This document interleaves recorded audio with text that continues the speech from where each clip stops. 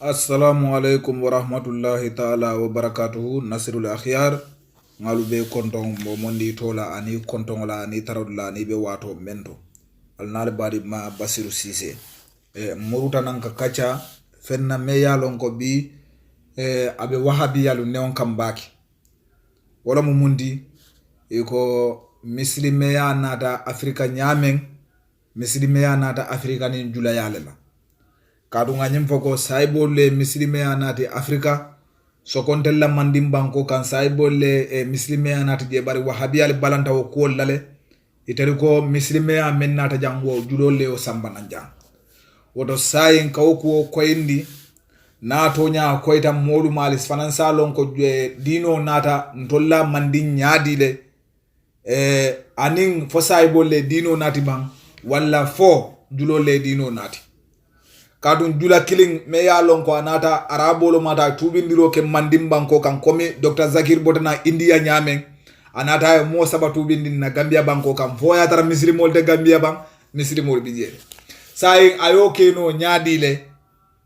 jero mu nyinin karo yalo Dr. Zakir naik mu lun tamalet me ya lon ko na banko man sa wala fama yala tiketo jo tanin na kabona India kanan na banko kan anata je faman ni muslimol le taraje christianol le taraje ha barayo christianol mel tubin ni fole ya tandi ko muslimeta banko kamba hani yo alise lamoy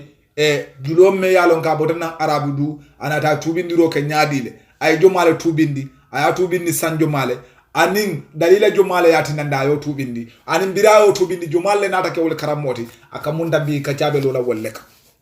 anin mune ya sabula ndelu nyanta fola ko mfanyol ko dalila jomale bembuluje men nyanta tan lam fanyol ko ngafo mfanyol ko wallan kanafu kumo sabanyang wala bekela alaji nduruti nin atara ko audio manjam fan sa Allah kumo la mo bekela alaji nduru la kumolati mansa soto da mandim banko kan ka faaye ko bori mandin keta wo bori mandin keta mansa kewlo me yalon ko kafirolom so nin kewlo me yalon ko aman tubi bari ko tumo kafo tubiri mu man soto mandi o muguli yalati de mol bi jele melni la dino mo tumo birim bori mandim banko kan o tumo mandin jalango membe bula to dum kafo jalango le kotomba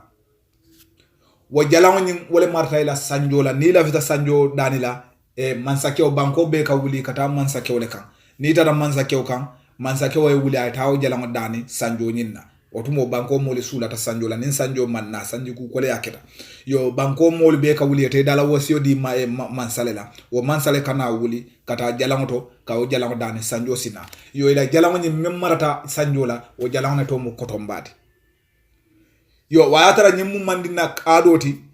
niye mansa dani mansa kumandi pura sanjo dani ya dani sinya kilin sanjo manna fo sinya fula saba sai bete bondila jele kamunefo wala munyindi ko asikeno yokuleke men kuyata jala munyiye kotombaye wala tunandi sanjo manna wala ite manki halala dinguti wala tunandi jala me danko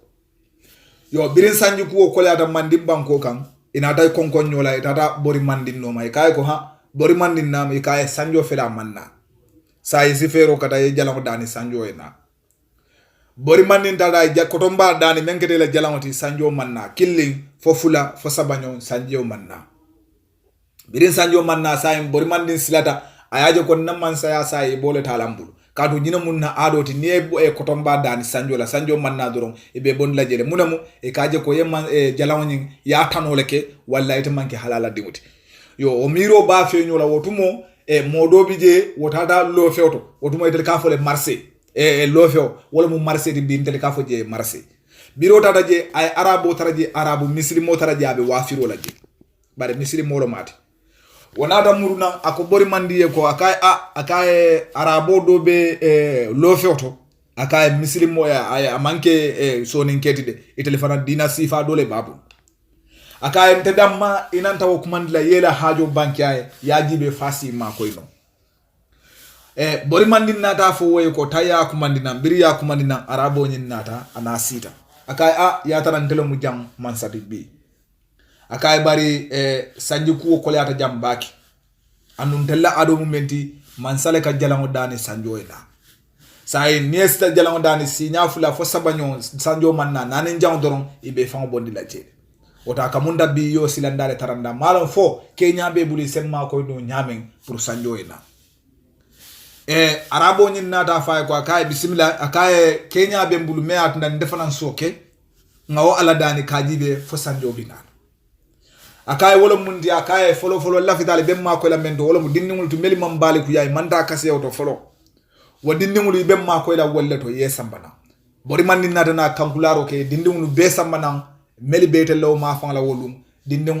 nangamol ke sambana meli mambali ku ya meli manda kase to kila nyimala kumo kanade ako mamin mauludi illa wa yuladu ala alfitra wotumo wodindingul mum mollete meli yalonko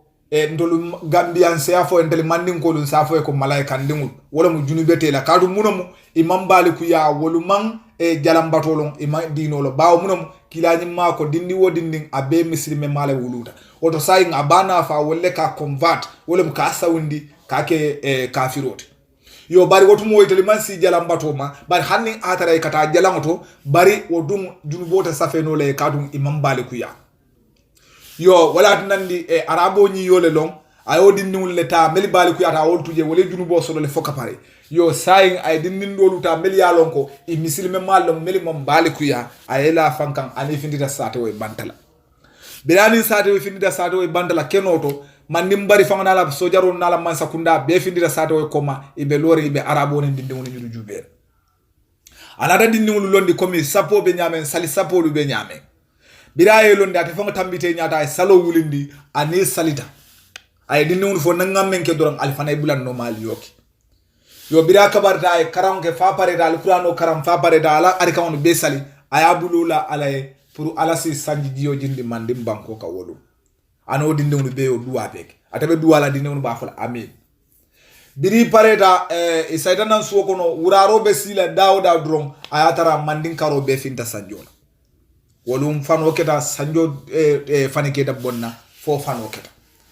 wo kuona ta bori mandin sewo bagay ay arabo nyin kumanda kay ila nyin Kenya da kay diata nyebake lafita yen karandala din sanji kuo koleata mfanansi katambi molu nyato nsikari nyin dare nyaage baye la sanjo sena arabo nyin nata fa kay to nya kay bari saratol le be nyin Kenya la wala mun saratiti folo be tu bilale ye jalam tuje ye dolo mi tuje ye fon be tuje yena keno nyinti akaye nyin saratol ko lata bori mandin kay mbake dola akaye so be keno akaye ha akaye fulan nyango e binyanda ka salitilo ko no sinya lulu ibo fanan no la man akaye mbano la bar danko doron nin sanji ko ko lata nsika tamino nyame danko ngasula sanjo yalo mansa fe on fe mbatu la mansa yala ateka so wala yo bawa jalango dani jalango manso andu bondiro le bateji oto sai wala na jareta dolo tuje ay jalango tuje bare fo ay keno muslimoti pour nyin kamala mansa ya si continue no yo biring mansani arabo nyi bori mandin tubi mansala ko ga kibiri ada mamman na tubi mo jama bije wodulata kam ibe na tubi birina na tubi sai arabo nyi ko saratole bije karandirole bije me yalon ko alnyanta ka wolle karam bari ndemu wafir laale ndebe bay nalati ndeka bay wulek woto sai mbalu karafala mo dolu majam wolle be silay balu karandila anatay karafa jumale ma wolo musise kundan koluti sai wayatara siselu tubi talede bori mandin be tubi la wato menna wo sammo sala wonin sala tatema sanji wulikili sanji wulikili kemelu yajel wo sanji wulikili kemelu lolom bori mandin tubita ya famule birim bori mandin tubita wo sangole la sanji wuli kilin sanji kemelule bori mandin tubida akamunda ko sanji wuli kilin sanji kemelulu ibe kemule tala yala fakan kabukila ni mala wulu woto ayke sanji keme woroti bawo sala tanen kila ni mala wulu wote ma sanji keme worolo dun taji bila tubida wo sangola dron sai arabo ni nyanta kamune ke wala mu nyinti ko mansani mansa wala la teriya kadiya dobanin doba ila teriya sidiya fangama ila teria sibiya bari wotumo manding jomalle muje karannaluti anin jomalle muje mansaluti ayatara sise kunnankole mansaya lonne e karanta fana moriya bebul bari wotumo ibuke kumande manding moro lade wotumo e ke kumande sisen karlela wo fana mu wala da doti wo sise ngarawlu bawo ye manse alon andum itubi dale fana itubi rimula be jeri amanke ko mandimbor arabo nyine tel tubindi de komi wahabiyal kammen fo julo le dino nati ja ye wulude julo me dino nati ja munyi arabo kilunde anda men tubindi wala mandim mansati komi ngafa amisalo fale nyame dr zakir naki bodna india la nata gambia mo saba tubindi je fo atara muslimol te gambia ba muslimol bi jele atara nigeria ay mol tubindi je fo atara nigeria muslimol je bi jele atara gana tubindi rokije fo yo abeten abesu mante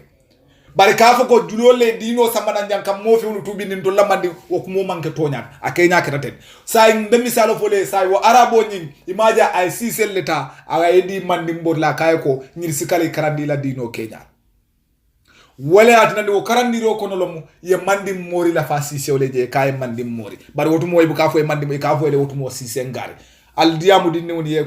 ye kolu lasilo lom wallahi al diamu wahabi ale kolu lasilo lom non to ila ku ibe nyo tamponna mammoje nyin jamano kan men hakilo doyata men wahabiya si wotu mole ko sise mandi mori woto nite amo sise ole ba vola ko mfanyolu ko wahabi muneke dimi mbafola le mfanyolu ko ndel nyama ma mbafola le mfanyolu ko mandi mori malla sise la kensende nso ko indi woto ngaboto biring sai wolle nata mara mandi mbori la ke karandi wala nande ko sise mandi mbori bari wotu moy ka foyle ko sise nkare molu migrata wala molu saunda ina dani mintole la kanane kabula mbe saunda mbita kabu fati kundan ko do soto dai ka fa fati ba o fati ba be siri mundo mana banko ka be siri ngele anata abe soni ngelu kono anala talibo anala moria ayaje ko mbatu ngabo jamata fasu sate wolo asko mansal membe siri wo lungto mana banko ka koyko lafita yedu ngirandi ndinna mfanansi je sepu je ken na kanyamawti mandin ko la kanyama sama seno sama senela le halo e ka fo je kanyama on tel labolon ko non ka fo wala jam birako ikay ko ke nyindula kari sotuta anata sawnjani talibo da je sepu abe siri sabadiri je afa lafta je la kanyama on de ka sama do ko keje bar bira sama keje sama banta amamuruna sama do na da ko denga amamuruna sai otumo ka kabuje mana banko ka melmu sonin toldi e sita jalangol ya e sita morolia nimmen nata kay ngalla lu ndawle kibaro mo lafta alale nafta diam la safo ko abala kanya mawto wodum sa bayndi je wala sita moriya la yaji so ni ngewdu nyudi anala talibol be sirinje wasado nyimbi ikajele kumandi kanya mandola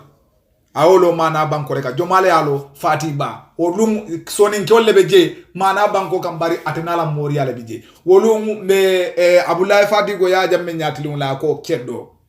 mi amoy keddo wonin sa inde ma momundin yalon koy be do loti dal wo lunto keddo bina wato men nan kany wato men fo otumo sanani mane wol man soto folode otumo me o mammede annu keddo kuma sta wonde fati babe sirin jele wolim wota dolo min najere wonala talibol le bije wolum anala karandira woto fati gundan ko lo ala fo mfañol ko wo fati badi muso ala jom muso ka fo wole ko joma ka fo wole ko nyali wo nyali jalol ka fone ke o men jamu ka fa ko sarafa nyali jenu wo nyali wala dimu sarafa nyali jenunti o jom muso wala dimu woti ka fa jalol ka fa ko sarafa nyali jenu atele mu to sabati mo kili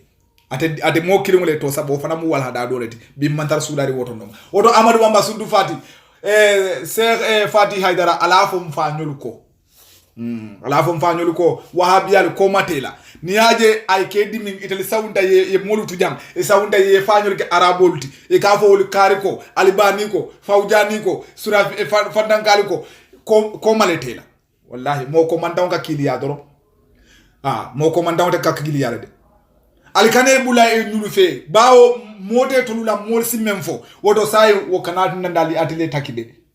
wala nani niko mol kana fo mfanyol ka amadu bamba ka kamfay be bolole ka fati ba anala talibol no wala be sirin num mana bankoka wo mana wotumo do minde woto de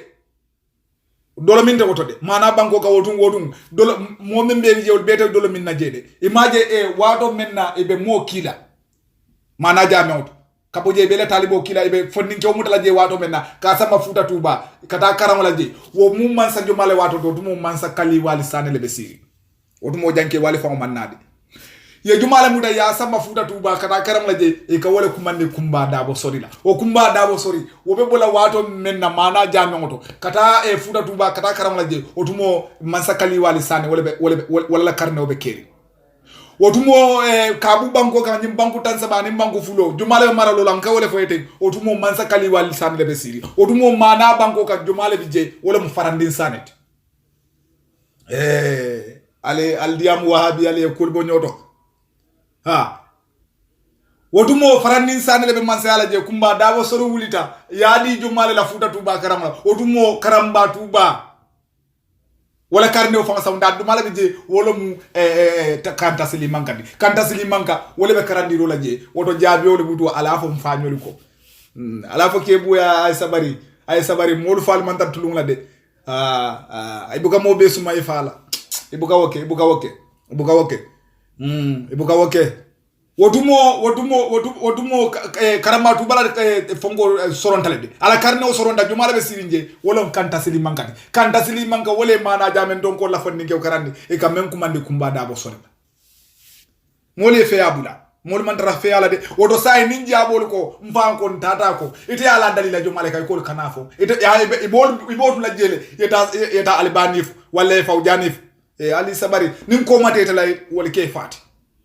nim fa ken nete tala ke fati de fawjani ke fati alibani ke fati binteni ka ke fati bara jam moliye authority so do janne ka fo fa nyol ko woto jabol ala fo fa nyol ko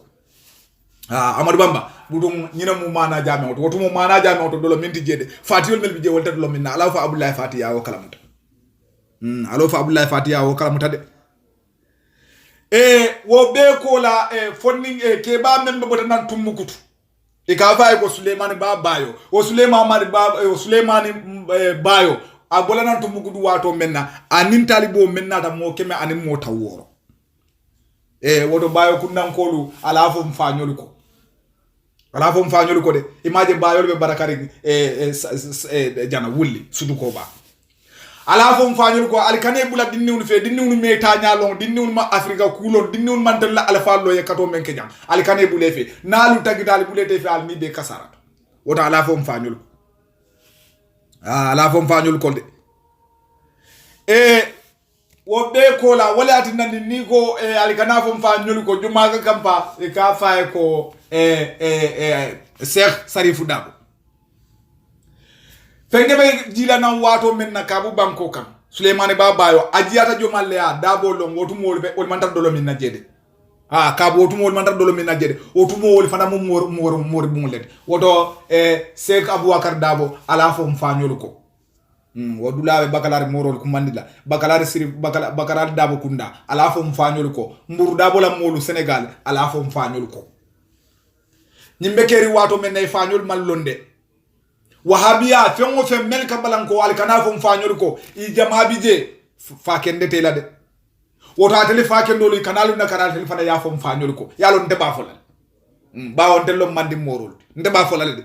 wota sai fati kundan ko al safo bayo kundan ko al yafo bayo jiyata jumala ya wala mu Dabo kundan ko de se Aboubacar Dabo ala fo mfanyol ko Cheikh Sarifou Dabo ala fo mfanyol ko atelle mama ke wulita minto a wulita nyani dobo ay silo mutata atamada singla kata Saudi Arabia woto du ka fa ko lamini bayo Allahu akbar alaji so senge kontom bake mbeten lambe jayla wallahi nge kanu ala kamma wallahi lallo ila ni la nyono ay nafa bake nge kanu ala kamma Allah gidari yole fo wa inni hibba ni be mo kanu dai sakam lillahi ala kam banni be mo kon na fana isako lillahi ni aje nga wahabi al ko nge kon alale kam ni wahabi ye wahabi aje nani manje ni aje do ni wahabi al afu basiru jawo fele jawtenna wallahi na manke wahabi allete woto ala so se baraka baki wo fodella mini Dabo wole sababu keta jumana ta ja wolom sidi fama na ta ja ka fa ko Mulay Bakar Haidara ala tambo kada Saudi Arabia atamidani min tolela wolom male tumukuduti ajiyata munto ajiyata fodella sidi mama kewle bul ka fa nyaadi fode Mulay Haidara fodella mini Haidara o fodella mini Mulay Lamini Haidara atammito jiyata wolle la korda kono men keta nyani do bon ko la lamin dabot atamata simule la kata makka kala hijo kije sanji saba amuruta nan adanta jumale bulu jebi tumugudu banko kan ka fole ko mulay bakar mulay lamin astaghfirullah wo mulay lamin wole mulay bakar wulu wolum sirif famat woto sirif sidi famala na tili bojam asunda jumale la wolum fode lamin daboti nembota nyani dobo woto niaje alikom kana fom fanyol ko sirifo dabo ka kampa aba bolo le kam ata jare la tande ala tamal sen la fankata Saudi Arabia muna mole do ko ke jatni ske bo ali sabari Umar fa ba jiti ali sabari ali sabari ali fale do ko ke jatne nin sirifo dabo nyol ko fanyol ko wallahi nyanta fulal imama kew walle sido mu daja katama simla birinjam katama fo kadum malik kabu mali katama kabakundu kata hijola makka amanna da wala anato ada dabu tumukudu jumale bulu haydaral bulu kala londo la fa otuma londo sodole bari otumo kala falam ay londo la fa jumale bulu e ka faale mulay lamil haydara o mulay lamil haydara wole mulay bakar wulu o mulay bakar wole sirif sidi wulu mun kamala wole lamil dabo wole sababo ya sabu sirif sidi bam famana da nyim bankunka woto dabo kundankolu ala fo mfanyolo ko biring Cheikh Sarifo dabo la bakalari Madina dabo ala fo mfanyol ko kasaw Senegal la mburu dabo ala fo mfanyol ko dindi woni nyamatal de ni dol tafole ko woto safo albani dum fana mu waddi falede Allahu akbar muna modde ngone ne nyola none ne wato tambitan al nyanda wahabi al lonnale de ikali kana fengo femfo itali kawolef ikali kana fengo femfo itali kawolef sai ikamen fande nenni menna sunno fabaji Umaru fabaji jite ko alal bora bula naku yata me ye famfa ata dum bora fa sandiran fa ta kunnaje bora dum datal yatara bora bulo be nyim bankun kan janne de dan so ke babo nan mali tumugudu wayatara jumale mara lolan na Gambia wala Musa molo ballet wo ke banin to do ka fa dal ke mode ke dembo danso wadembo danso wafirole yasi Gambia banko ka wotumo abodana mali tumukudu birana ta watar ye fode kaba Musa molo tamanseri lonnali ya fay e kay wafir lawe bolanan tribo nana ta samuta ay duila mansa kunda kona abe kala muneti abe kelela advice la wala mansa menkay yamal e kay na dunde la mansa kunda be watila baki biray dembo danso je anala wafir famulu ay dembo danso muta ala wafir famulu be don tabu ay sidula dial na meta dembo danso sinakane lunkiling akaye dembo danso na da kanindiro la akaye dembo akaye na Musa molo le ofaya akaye yalo nentela mu jamman sati akaye yalo ko ilani mbakaso lu inata lu men fon sibe sanno medon to akaye bari ye taman seri nyele iko be benna na mansa kunda kono baki lafta ye kenna advice adi wala ka kenna mansa kunda ya marlati nin kombe ko ko ninkela ila ya maron sikar barawal be mo danso e mo fa kaye birim be bola na mandi banko kan nga ala dani menna wala mo nyindi ko alkana nim mo kafu nde to nya fo no la me akaye te mo mansa kewle nin nakite lam kombe to nya fo le be la mansa yala jela isem majana akaye du kare nan njonga tambi akaye wallahi Musa molo kaye ko ye femo fem fonye nde sonna wala akaye bismillah akaye ni atara wala ngoton sonna ye sade o diala atara sije wasate wolum bora badi wo bora ba ko to ke woni bora warata sunno Allahu akbar dembo danso na bora bale na tamandi Gambia Musa molo la wato ana bora o dumo ni molu jale kata mun do ko kata o ke bora baya wala na take bora badi o da dali atara bora be nyim bankun kanjan muna ali sabari wahabi ali sabari fengo fengali kafa ali yotara jan na sunna jumalam kadum atele fengo fenga fa ko ndel musunna moledi ali yal sunna jumale al sunna wota fañol le sunno lo alti nim borala mu ke dembo dan so na borala na jam fay sa do to lay ko je boraba hakki ala borala warol kam bora nyin fo sunno lo ateli wo sunno wo tarajan sa sunna jumalam ba nin ka seso dala mu do ron mo dal ko no me ya fa samba afa ala ya samba wota fa le sunno lo iti mo le hakki do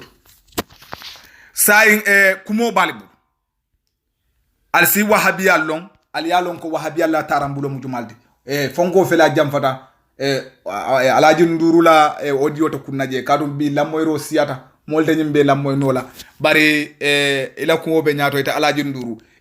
kafante balo mo ita alaji nduru mo malbali ba ita alaji nduru mo kulom bali ba ita alaji nduru ita nafiko ita alaji nduru ita momem be fa Gambia ita ako nata keda mansati fo ite amira Gambia ite bota nan foreigner lo ite bota nan Senegal ite kila Gambia banko ka hani ali kalo fante bole bala soko sefo soko mansaya ni lo kuma kasare mi bo fola Senegal ito fola Senegal ay wat ni o fo Senegal tannu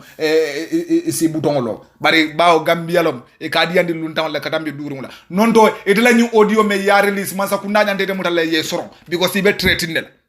mo kallo wakate mo kawandi laldi ni ndeketa mansa de mbe kari fala wo mari nyanta ka soron mansa kunda nyanta o mari mutala ya samba kiti o nyati lumna bawa be fende foka menna banko la luwal mantala ako ni memme nyamo sabal ade muta ay fa ni be dolo mingula ate be falal ni ye nyalo wandi ka manore kam kewle ka be falal alqur'ano dum ate ka be kiti ka wonna wo dum mo ko mol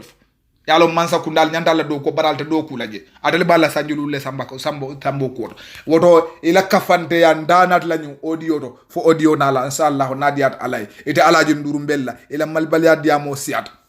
alifa neno siata alisihe kadu alifa melikal lamoy wallahi ala ko la tuqaddimu bayna yaday illahi wa rasul mbugala fi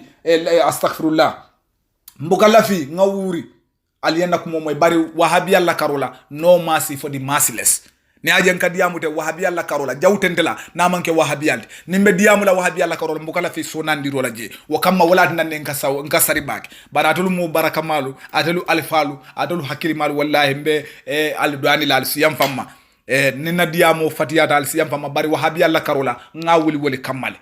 wallahi ngawuli wole kamale wolle mun jawoti ye wahabi yaje dawoda hanni atara nasise kundalo yaje ko wahabi ala fo basiru jawo felendi nene nite diala nin kafiro es dia wala fisa wahabi ay ken tanyoti bawo kafiro be tarala kafiriya do ko wala menna muslimi do ko wala atabulala na alifala bari ni ndom dum muslimo de fasikiya wala dum da sondo moto wala tan da sin tora ayem fa tora ayem ba tora ayem sondo mo tora ayem jutundi famala wala adnandi wahabia sinyo ya mandiyanye woto alisi hekadunye bake nindiya mo damen tinyata alisi yamfunye hak dindiya ale bo nyama anin son tumando wahabia la ko nimba sa inkanka njuso kabo bake wala adnandi akumodol ka sangara woto albadi mabasiru sise assalamu alaikum wa rahmatullahi ta'ala wa barakatuh